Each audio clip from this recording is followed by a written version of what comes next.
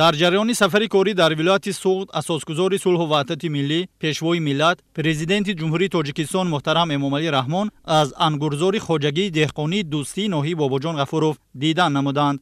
хоҷагии ангурпарварии дӯстиро оилаҳои Муҳиддиновҳо ва Тоҳировҳо аз ноҳияи бобоҷон ғафуров бунёд намуда, имрӯз зиёда аз 10 нафар аъзои ин ду оила дар майдони тогзор ба ангурпарварӣ машғул ҳастанд. зимни шиносоӣ бо фаъолияти тогзор хоҷагидорон ба сарвари давлат муҳтарам эмомалӣ раҳмон иттилоъ доданд, ки хоҷагии ангурпарварӣ соли 2015 дар ҳамкорӣ ва бо истифода аз таҷрибаи бои тогпарварони шаҳри Турсунзода бунёд карда шудааст. масоҳати умумии хоҷагии ангурпарварии дӯстӣ 3 гектарро ташкил дода, дар он 1000 бех ниҳоли ангури навъҳои ҳусайнӣ, шоҳона, ғалаба, ҳусайнии сиёҳ ва дигар намудҳо пеш аз ҳама барои таъмини бозори дохилӣ ва ҳам содирот нигоҳубину парвариш карда мешаванд. хоҷагидорон аз он изҳори қаноатмандӣ доранд, ки аллакай 2 сол ин ҷониб аз ин тогзор ҳосили фаровони ангур ба даст оварда истоданд. соли гузашта ҳосили аввали ин майдони тогзори навбунёд 25 донаро ташкил дод. имсол бошад ҳосили ангур дар майдони тогзори хоҷагӣ хеле фаровон буда, интизор меравад, ки ангурпарварон дучанд ҳосил мегиранд. 50-60 мерасонем. 50-60 тонн гектар. 150 тонн ҳисоб кун. агар 50 тонн шам сархона дамо трактор мегири, дору мегири, ҷа коргар дигар ҳама чита мерасонад. баъд қаламча гир. қаламчаро 1 сол нигоҳ кун, соли динда ваям пул. мавриди зикр аст, ки парваришу нигоҳубини ангур дар хоҷагии дӯстӣ аз рӯи таҷрибаву анъанаҳои миллии ангурпарварии халқи тоҷик бо истифода аз талаботи агротехникии пешрафта ва муосир аз ҷумла усули интенсивӣ ба роҳ монда шудааст. тогзори хоҷагӣ дар 10 рӯз 1 маротиба об дода шуда, ҳамзамон ба тариқи пошидан бар зидди ҳар гуна касалиҳо ва ҳашарот коркарди кимиёвӣ гузаронида мешавад. дар 1 сол 2 маротиба майдони тогзори хоҷагӣ пурра коркард ва бо озуқаҳои минералии ҳосилафзоянда таъмин мегардад. ҳамин хоҷагии деҳқонии токпарвариро мо бо рефиқам 2 оила оилаи Муҳиддиновҳо ва Тоҳировҳо бо ангурпарвари номдори шаҳри Турсунзода Сотволиев Алиҷон бунёд карда барпо кардем. бо дастгирии ҳамин кас ангурпарвари Турсунзода, шаҳри Турсунзода зиёда аз қариб 900 ҳазор бех ниҳолӣ ки аз шаҳри Турсунзода оварда шинонида шудааст, бо навъи ҳусайнии сиёҳ, шоҳона, победа. мана соли гузашта гӯем қариб 25 тонн аз ҳамин тогзор ҳосил гирифта ба бозори маҳаллӣ баровардем. вана имсол худо хоҳад аз инам зиёд мешавад.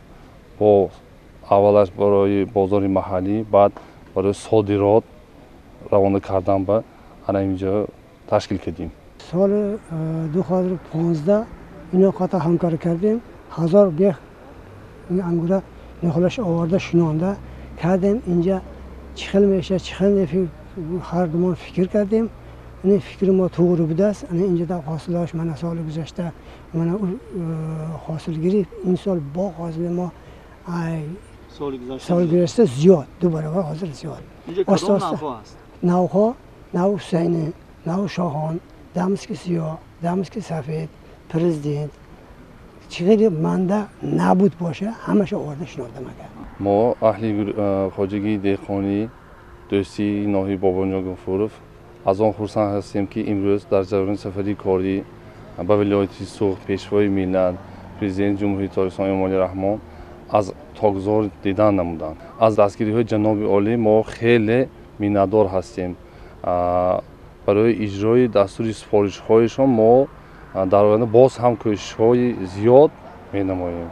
рушди соҳаи кишоварзӣ, соҳиби замин гардидан, пешрафти кору фаъолият ва беҳтару хубтар шудани сатҳи зиндагии ҳар як деҳқони тоҷик дар мисоли ангурпарварони хоҷагии деҳқонии дӯстӣ натиҷаи сиёсати хиратмандонии пешвои миллат муҳтарам Эмомалӣ Раҳмон қабул ва татбиқи барномаҳои давлатӣ дар соҳаи боғу токпарварии ҷумҳурӣ мебошад, ки аз ин ҷиҳат аъзоёну ангурпарварони хоҷагӣ низ ба сарвари давлат сипосу миннатдорӣ баён доштанд. зимни суҳбат бо хоҷагидорон, президенти мамлакат муҳтарам Эмомалӣ Раҳмон аз кору фаъолияти ангурпарварон, ҷамъоварии ҳосили рӯида дар тогзори хоҷагӣ изҳори қаноатмандӣ намуда, барои боз ҳам зиёд кардани майдони тогзори хоҷагӣ, ташкили ҷойҳои нави корӣ, ба роҳ мондани нигоҳубину парвариши навъҳои дигару ҳосилхези ангур, зиёд намудани ҳосилнокӣ ба масъулони хоҷагӣ маслиҳатҳои муфид доданд. мувофиқи маълумот, ҳоло дар ноҳияи Бобоҷон Ғафуров масоҳати умумии тогзор 3029 гектар буда, аз он 2521 гектараш ҳосилдеҳ мебошад. ҳама майдони тогзори ноҳия ба тариқи интенсивӣ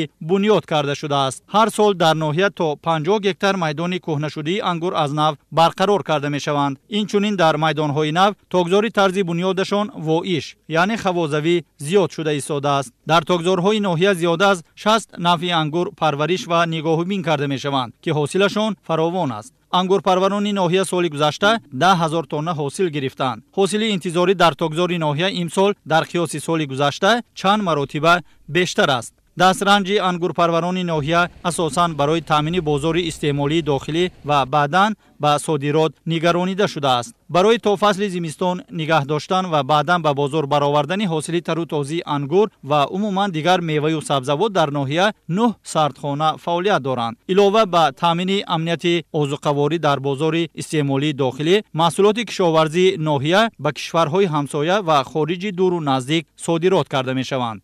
дар ноҳияи Бобоҷон Ғафуров 3024 гектар тогзорҳо мавҷуда, аз он 2569 гектараш ҳосилдеҳ мебошад. айни ҳол бо дастури супоришҳои асосигори сулҳу ваҳдати миллӣ, пешвои муаззими миллат, президенти ҷумҳурии Тоҷикистон муҳтарам Эмомалӣ Раҳмон баҳри баланд бардоштани бозdeҳи замин тогзорҳои ноҳия васеъ ва аз нав барқароркунӣ гузаронида шуда истодаанд. имрӯз аз тарафи пешвои муаззими миллат яке аз хоҷагиҳои деҳқоние, ки дар он дар майдони 3 гектар тогзорҳои ҳавозавӣ бо истифода аз таҷрибаи пешқадами токпарварони шаҳри Турсунзода бунёд карда шудааст, вуҷуд гузаронида шуд. чихеле ки мебинем имсол ҳосили фаровон аст. мо ният дорем ки нисбат ба соли гузашта ҳосили бисёртар гирем. тогзорҳои ноҳия ҳастанд дар ҳудуди ҷамоатҳои деҳотӣ Дадобои Холматов ва ҷамоати деҳотӣ Исмоил ҷойгир буда, ҳамасола зиёда аз 50 гектар тогзорҳо аз нав барқарор карда шуда, навъҳои ба содирот нигаронида шуда, шинонида шуда, парвариш карда шуда истодаанд. қобили зикр аст, ки дар заминаи татбиқи амалии барномаҳои давлатӣ солҳои охир дар вилояти Суғд садҳо гектар майдони тогзори нав ба тариқи интенсивӣ бунёд карда шудааст. дар баробари ин ҳамасола боз даҳҳо гектар тогзорҳои аз ҳосилмонда аз нав барқарор карда мешаванд. доир ба рушди барномаи давлатии соҳиби Академияи илмҳои кишоварзии Тоҷикистон, имрӯзҳо олимони соҳиб токпарварии вилоят ва аз он ҷумла ҷумҳурӣ барои ба вуҷуд овардани навъҳои нави беҳтарине, ки потенсиали баланди содиротӣ доранд, ба ҳамин нигаронида шудааст ва имрӯзҳо дар боғи коллексионии институти боғдорӣ зиёда аз 200 навъ дурагаҳои ангур парвариш ёфта истодаанд ва ҳамасола аз 20 то 25 номгӯи навъ дурагаҳо омӯхта шуда, бо пуррагӣ омӯхта шуда барои деҳқонон пешниҳод мекунанд. мана инчунон ки дар намоиш имрӯз дида истодаед, 18 навъҳои ангуре ки имрӯз дар ноҳияи Бобоҷон Ғафуров пухта расидааст, ҳамин мавсимаш мебошад, дар намоиш гузоштагӣ аз қабили ҳусейни сафед, ҳусейни сурх, ҳусейни сиёҳ, таговӣ, мухчалонӣ, расмӣ, соҳибӣ, кишмиши сафед, кишмиши сиёҳ ва якчанд навъҳои беҳтарин. ва чунон ки тибқи дастури супоришҳои ки дар назди олимон истодааст, мана барои офаридани навъи дурагии ангур, ки ҳам падарашу ҳам модараш ин навъҳои ичкемар ва навъи ҳусейни сурх мебошад, ва барои ба вуҷуд овардани ҳамин навъе, ки имрӯзҳо дар талаботи бозори ҷаҳонӣ, хусусан Аврупо, ва ҳамин хел сараш майдатар, яъне ҳамин 200-300 грамм вазн дошта бошад ва ҳам ҳамин хел тунук бошад. ҳамин хел байби мозе мана омода карда, ки کمیسیون نوسنجی پیشنهاد میکنیم و برای نامگذاری کرده همچون در ناحیه باباجان غفورов ولایت سوخت و جمهوری تاجیکستان برای ناحیه بندی کردن ما پیشنهاد میکنیم. خورسندی‌آور در همین است که سالهای آخر در ولایتمان خصوصا در ساحه تاک‌پروری تغییرات جدی معلوم شدند. مثلا بنیاد تاک‌های اینتنسیوی خیلی رشد کرده است که از آنها خیلی حاصل بلندی با صفت صادراتی نگهداری گرفته شدند. در ولایت ما در حاضر زیاده از 11,000 گکتار تاکزار موجود است که اساساً تاک‌پروری ناحیه‌های تاک‌پروری ولایت ما باباجان غفورov استراوشان دیوشتی کنی بادام اشت به حساب می‌روند که در اینجا خیلی تاکزارهای نوهای بسیاری خلقی و محلی ما خیلی بسیارند.